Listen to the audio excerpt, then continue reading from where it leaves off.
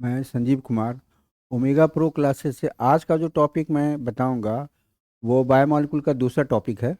Carbohydrate के बाद आता है प्रोटीन। और प्रोटीन सब जो है वो बना हुआ है ग्रीक वर्ड प्रोटियस, किसका मतलब था फर्स्ट रैंक। यानी जितना भी एनिमल है उसका बॉडी बना होता है प्रोटीन का, इसलिए इसको हम कहते हैं फर्स्ट रैंक। और इसीलिए इसके डिफिनीशन में हम बात करते हैं कि ये ऐसा कंपाउंड है जिसमें कार्बन हाइड्रोजन ऑक्सीजन के साथ साथ एसेंशियली नाइट्रोजन होता है इन द फॉर्म ऑफ हेमीन। और ये एक्ट होता है बॉडी बिल्डिंग मटेरियल के रूप में। इसका मतलब है कि शरीर का जितना भी पार्ट है, चाहे वो आपका बॉडी का बोन हो या मसल्स हो या आपका हार्ट हो, किडनी हो, सभी जगह पे प्रोटीन ही पाए जाते हैं। तो यहाँ डिफिनीशन देखेंगे, organic compound consist of carbon hydrogen oxygen and essentially nitrogen in the form of amine responsible for body building material is called protein. तो कंपोनेंट इसमें क्या होगा? मेन रूप से कार्बन है, ऑक्सीजन के साथ नाइट्रोजन तो है ही, लेकिन उसके साथ साथ कुछ मेटल भी पाया जाता। जैसे हेमोग्लोबिन में आयरन होता है, मायोग्लोबिन में आयरन होता है, कार्बोनिक एनहाइड्रेट में जिंक होता है, विटामिन बी 12 में आपको पाया जाता है कोबाल्ट। तो इसी तरह से मेटालिक प्रोटीन जो होता है उसमें मेटल्स भी पाए जाते। तो क्लोरोफिल में मैग्नीशियम होता है, तो देखिए iron, zinc, cobalt, magnesium, etc, मतलब कई तरह का मेटल भी होंगे इसमें जुड़े हुए। सोर्सेज की बात करें तो मिल्क और उसका प्रोडक्ट है।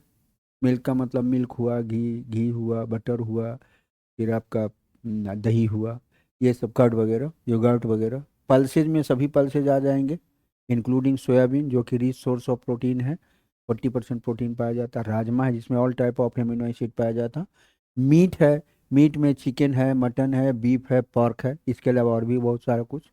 फिशेज है, फिशेज में आ, आपको फिन फिशेज है और आपको ये सेल फिशेज दोनों ही आता है फिशरीज में, यानी प्रॉन वगैरह सब आ जाता है इसमें। तो फिशेज है। फंगस में आपका मशरूम है।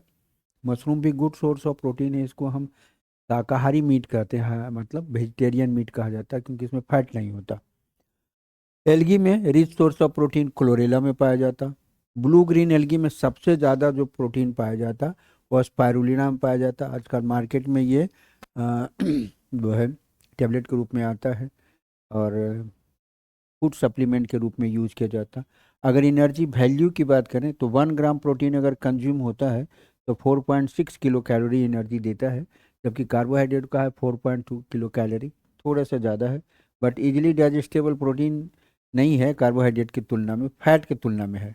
मॉलिकुलर वेट करें की बात करें तो हैवी मॉलिक्यूल होता है तो कम से कम इसका जो मॉलिकुलर वेट होता है वो 5,000 और ओवर 50,000 पाया जाता।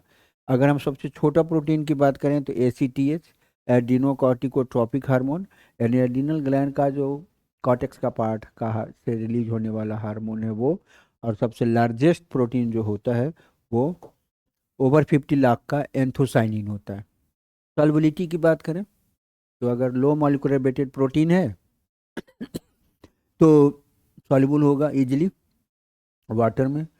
और जैसे ही मॉलिक्यूलर वेट इसका बढ़ेगा इसकी सॉल्युबिलिटी घटते जाएगी, वाटर में घटेगी, ऑर्गेनिक कंपाउंड में घुलेगा। थर्मल इफेक्ट की बात करें, अगर हीट करेंगे तो गर्म गर्म करने के बाद ये कोगुलेट करता है। ज़्यादा गर्म करेंगे तो बर्निंग होना शुरू हो जाएगा। अब सीधे सीधे अंडे की बात करें, अंडा को अगर हम लोग उबालते हैं तो वो जम जाता है, कोगुलेट करता है, उसका नेचर नहीं बदलता, फिजिकल नेचर। लेकिन जब आलमंड बनाते हैं तो उसमें जलने में बहुत सारा ऐसा गंध आता है, इसका मतलब वो डीनेचर्ड हो जाता है और प्रोटीन नहीं रहता। तो थर्मल इफेक्ट होता है क्योंकि जैसे हमारे बॉडी में इंजाइम है, तो इंजाइम भी एक तरह का प्रोटीन ही है। ऑल एंजाइम्स आर प्रोटीन, बस all proteins are not enzyme. तो बॉडी टेम्परेचर जैसे ही बढ़ता है तो इंजाइम भी डीनेचर होता है due to containing proteinous nature. Unit की बात करें तो ये बना हुआ होता है, जैसे कार्बोहाइड्रेट बना था किसका, ग्लूकोज का यानी हेक्सोज का, ये बना हुआ होता है एमिनो एसिड का। यहाँ पे हम देखेंगे, यहाँ पे NH2 एमिनो है, COOH एसिड है। और इस एसिड से जुड़ा हुआ जो कार्बन होता है उसको अल्फा कार्बन कहते हैं। और अल्फा कार्बन एसिमेट्रिकल कार्बन होता है, तो एक तरफ H एटम जुड़ा रहता है, एक तरफ हल्का है। तो सिंपल जो फॉर्मूला होता है वो एसिमेट्रिकल एक कायरल कार्बन के साथ COOH NH2H और R होता है, तो इसको हम एमिनो एसिड कहते हैं। Inorganic compound consist of COOH group and NH2 attached to alpha carbon along with H atom and alkyl group is called amino acid. अगर नेचर की बात करें तो about 300 amino acids are found in nature. 300 की संख्या amino acid पाया जाता है नेचर में, और उसमें ओनली 20 अमीनो एसिड से ये पूरा संसार का जीव बना है, और उसी को हम यूनिवर्सल अमीनो एसिड कहते हैं. अब इस यूनिवर्सल अमीनो एसिड की बात करेंगे तो उसका नाम याद रखना पड़ेगा, और ये बहुत ही इंपॉर्टेंट है. ये जेनेटिक्स में भी काम आता है, आपको बायोमोलिकुल में, केमिस्ट्री में, 12 क्लास के केमिस्ट्री में काम आएगा, बीएससी में जाएंगे वहाँ काम आएगा, एमएससी में काम आएगा. यानी ये बहुत ही इंपॉर्टेंट है. यानी प्रोटीन से ज़्यादा इंपॉर्टेंट है अमीनो एसिड. यानी जब हम खाना खाते हैं तो हमको ये भी देखना पड़ता है. बहुत सारे लोग शाकाहारी होते हैं, बहुत सारे लोग मांसाहारी होते हैं. जो शाकाहारी लोग होते हैं वो डिफरेंट टाइप का साग सब्जी खाएंगे, और क्या कहते हैं उसको, मेवा वगैरह, तब उनको पूरा अमीनो एसिड मिलता है. जबकि मीट खाने वाले जो डॉक्टर है, साइंटिस्ट वगैरह हैं, वो कहेंगे कि हम मीट खाते हैं तो हमको ये अमीनो एसिड मिलता है, जैसे अर्जिनिन, लाइसिन है. तो कौन कौन सा है ये देखेंगे. देखिए यहाँ पे एलेनाइन है, ग्लाइसिन है, वेलाइन है, ल्यूसाइन है, आइसोल्यूसाइन है. ये जो 5 अमीनो एसिड है, इसमें अल्काइल ग्रुप में कोई फंक्शनल ग्रुप नहीं होता. इसके अल्काइल ग्रुप में अल्केन अल्काइल ही होता है, तो इसको इसलिए इसको न्यूट्रल कहते हैं. सेरीन में क्या होता है, यहाँ पे अल्कोहल होता है, चाहे दो जिस फॉर्म में, और थ्रियोनाइन में भी अल्कोहल होता है. तो दो मॉलिक्यूल जो होता है इसका अमीनो एसिड का, वो अल्कोहलिक होता है. इसके बाद सिस्टाइन की बात करें, मिथ्योनाइन की बात करें, ये सल्फर कंटेनिंग होता है. इसके बाद हम एसिड कंटेनिंग की बात करें तो एस्पार्टिक एसिड, एस्पाराजिन. यानी एसिड, एस्पार्टिक एसिड का एमाइड होता है एस्पाराजिन, ग्लूटामिक एसिड का एमाइड होता है ग्लूटामाइन. ये तो ये 4 होता है एसिड एंड एमाइड डेरिवेटिव, यानी एसिडिक एमिनो एसिड कहेंगे. 3 जो होता है लाइसिन, अर्जिनाइन, हिस्टिडाइन, ये तीनों होता है बेसिक. और 3 जो होता है वो होता है aromatic, phenylalanine, tyrosine and tryptophan. और एक होता है जो हेट्रोसाइक्लिक होता है. हेट्रोसाइक्लिक का मतलब कार्बन के साथ कार्बन जुड़ा नहीं, बल्कि बीच में एक एटम नाइट्रोजन भी जुड़ा होता है. तो अगर हम इसकी क्लासिफिकेशन की बात करें तो दो तरह से हम इसको क्लासीफाई करते हैं. On the basis of presence of functional group and alkyl group, and on the basis of requirement of animal body including human body. मतलब हम अगर क्लासिफिकेशन करते हैं तो हमारे बॉडी को कौन सा अमीनो एसिड ज़रूरत है, और कौन सा अमीनो एसिड हमारे शरीर में बनता है, और कौन हमको बाहर से लेना पड़ता है, उस हिसाब से हम बात करें तो रिक्वायरमेंट हुआ. और फंक्शनल ग्रुप जो अभी हम बात कर रहे थे कि फंक्शनल ग्रुप के हिसाब से अगर हम देखें तो क्या क्या ग्रुप है उसके हिसाब से है, तो वो क्या होता है. तो पहले हम बात कर लें ग्रुप के हिसाब से. तो देखिए, neutral amino acid alanine, glycine, valine, leucine, isoleucine, ये 4 जो है वो देखिए यहाँ पे अल्काइल ग्रुप है, और सिंपलेस्ट अल्काइल ग्रुप है, उसको कहते हैं मिथाइल, और इसीलिए इसको पेरेंटल एमिनो एसिड कहते हैं एलेनाइन को. लेकिन जहाँ पे मिथाइल के जगह पे उसको रिप्लेस करके एच आइटम आ जाता है, तो चूंकि कार्बन जो होता है एमिनो एसिड का, वो होता है एसिमेट्रिकल. बट ये एक एक्सेप्शन है कि इसमें 2 एच लगा हुआ है, इसका मतलब ये कार्बन इसका सिमेट्रिकल होता है. तो simplest amino acid and symmetrical amino acid is only glycine. इसका यूज भी है, आगे देखेंगे इसके फंक्शन में. तीसरा है वेलाइन. यहाँ पे भी अल्काइल ग्रुप के रूप में प्रोपाइल होता है, C3 है तो प्रोपाइल है. ल्यूसाइन, ल्यूसाइन में ब्यूटाइल है. आइसोल्यूसाइन में अगर हम बात करें तो इसमें आइसोल्यूसाइन में क्या होगा, यहाँ भी ब्यूटाइल होगा लेकिन आइसो फॉर्म में होगा. जब एक कार्बन के साथ 2 कार्बन जुड़ा है तो इसको नॉर्मल कहते हैं. एक कार्बन के साथ 3 कार्बन जुड़ा है तो इसको हम आइसो कहते हैं. तो एक ब्यूटाइल नॉर्मल फॉर्म में रहता है, एक रहता है आइसो फॉर्म में. तो एक होता है ब्यूटाइल, एक को हम कहेंगे ब्यूटाइल, और एक को आइसो ब्यूटाइल कहेंगे. सेरीन की बात करें तो वो 5 जो है वो न्यूट्रल था.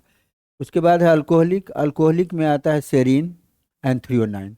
यहाँ पे हम CH3 हटाकर, H हटाकर OH जोड़ते हैं, तो CH2OH है तो ये प्राइमरी अल्कोहल होता है. अगर CHOH अगर है तो ये सेकेंडरी अल्कोहल है। अगर प्राइमरी अल्कोहल है तो उसको हम सेरीन कहते हैं, देखिए यहाँ पे। और अगर सेकेंडरी अल्कोहल है CHO है तो इसको हम थ्रियोनाइन कहते हैं। तो दो एमिनो एसिड होता है अल्कोहलिक, दो एमिनो एसिड होता है सल्फर कंटेनिंग,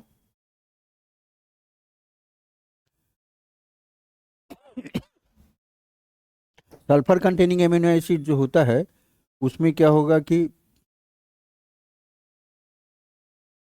या तो वो थायो अल्कोहल के रूप में होगा या थायो ईथर के रूप में। जो सल्फर कंटेनिंग होता है वो एमिनो एसिड उसमें क्या होता है, जैसे सिस्टाइन है तो यहाँ पे OH के जगह पे SH है। और अगर हम बात करेंगे कि देखिए यहाँ पे CH3 OCH3 है तो ये ईथर है, लेकिन अगर यहाँ पे O के जगह पे S आ गया तो इसको हम थायो ईथर कहते हैं। यानी सल्फर कंटेनिंग में दो है, एक है सिस्टाइन और दूसरा है मिथेनाइन। अब मिथेनाइन के बारे में अगर पढ़ना है तो आपको जेनेटिक्स में देखना होगा, प्रोटीन सिंथेसिस होता है तो मिथेनाइन ही वैसा एमिनो एसिड है जो जिसका जो बेस होता है, न्यूक्लियोटाइड होता है AUG, वहीं से प्रोटीन सिंथेसिस होता है। तो इसका वैल्यू है मिथेनाइन का। और सिस्टाइन जो होता है वो जो जिस आदमी का हेयर जो कर्ली होता है वो सल्फर कंटेनिंग एमिनो एसिड होता, तो उसमें 14 to 16% सिस्टाइन पाया जाता है। इसके बाद हम बात करेंगे एसिडिक। एसिडिक में aspartic acid, एस्पाराजिन, glutamic acid, glutamine. Aspartic acid में क्या होता है, COOH रहेगा, और जब ये COOH अमोनिया से रिएक्शन करके एमाइड के रूप में बदल जाएगा तो ये बन जाएगा एस्पाराजिन। ग्लूटामिक एसिड में भी रहेगा COOH, और वहाँ पे फिर अमोनिया से रिएक्शन करेगा तो ये बन जाएगा ग्लूटामाइन। यानी चार जो ये एमिनो एसिड होता है वो aspartic acid, एस्पाराजिन, glutamic acid, glutamine. जब आप प्रोटीन सिंथेसिस की बात करते हैं नाइट्रोजन फिक्सेशन में, और प्लांट फिजियोलॉजी में पढ़ा जाता है जब नाइट्रोजन फिक्सेशन का, तो पहला जो मॉलिक्यूल होता है प्रोटीन बनाने वाला उसमें एमिनो एसिड एस्पाराजिन, आपको ग्लूटामाइन वगैरह बनता है। यानी कि ये नाइट्रोजन को स्टोर करने वाला एमिनो एसिड है, ये इसका यूटिलिटी भी है। इसके बाद आ जाए बेसिक। तो बेसिक तीन तरह का होता है, लाइसिन, अर्जिनाइन एंड हिस्टिडाइन। यहाँ पे देखेंगे अल्फा, बीटा, गामा, डेल्टा, इप्सिलन। जब इप्सिलन पे एमीन लगा हुआ होता है तो उसको हम कहते हैं लाइसिन। लाइसिन और अर्जिनाइन दो ऐसा मॉलिक्यूल है जो DNA में यूकैरियोटिक के पाया जाता है, और इस वजह से वो बेसिक प्रोटीन होता है।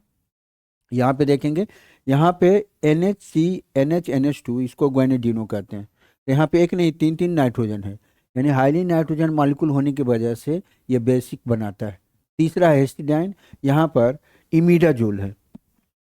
इमिडाजोल में 3 कार्बन है, यहाँ पर भी H हम देंगे, 3 कार्बन है, 4 हाइड्रोजन है और 2 नाइट्रोजन है, उसको हम इमिडाजोल कहते हैं। तो अल्फा बीटा पर इमिडाजोल जुड़ा रहता है, तब हम इसको कहते हैं हिस्टिडाइन। यानी 3 तरह का बेसिक है।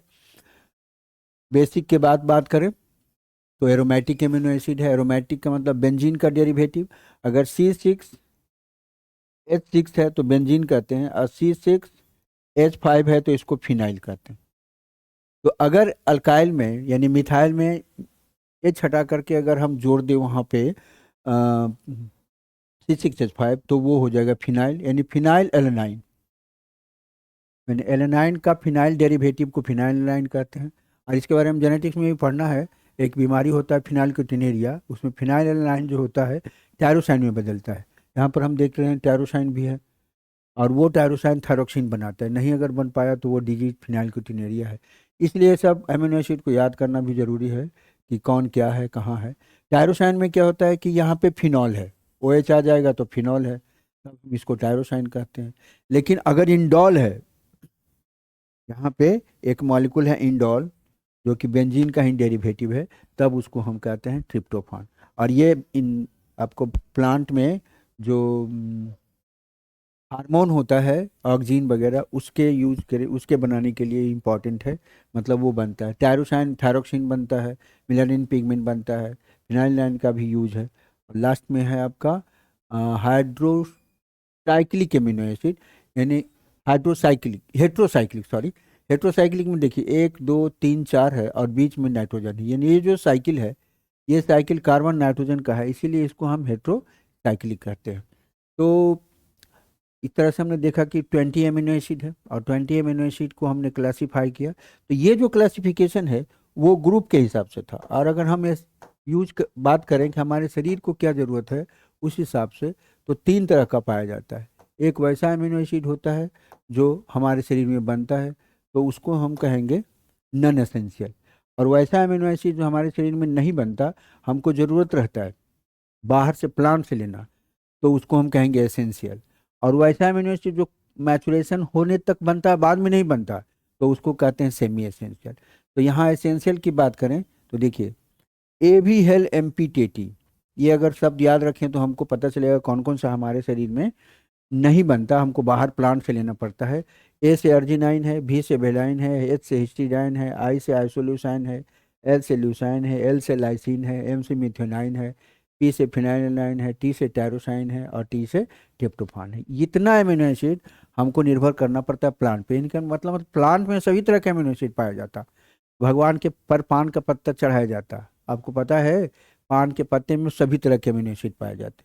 मैंने एक शाकाहारी आदमी है, वो सब कुछ लेता है, लेकिन उसको ये पता नहीं कौन सा हम फूड मटेरियल लें तो उसमें हमको कौन सा अमीनो एसिड होगा। लेकिन amino acid, complete amino acid plant में ही पाया जाता। एनिमल में 10 ही तरह का अमीनो एसिड पाया जाता, उसमें भी 2 अमीनो एसिड जो होता है अर्जिनाइन एंड हिस्टिडाइन, वो सेमी एसेंशियल में आता है।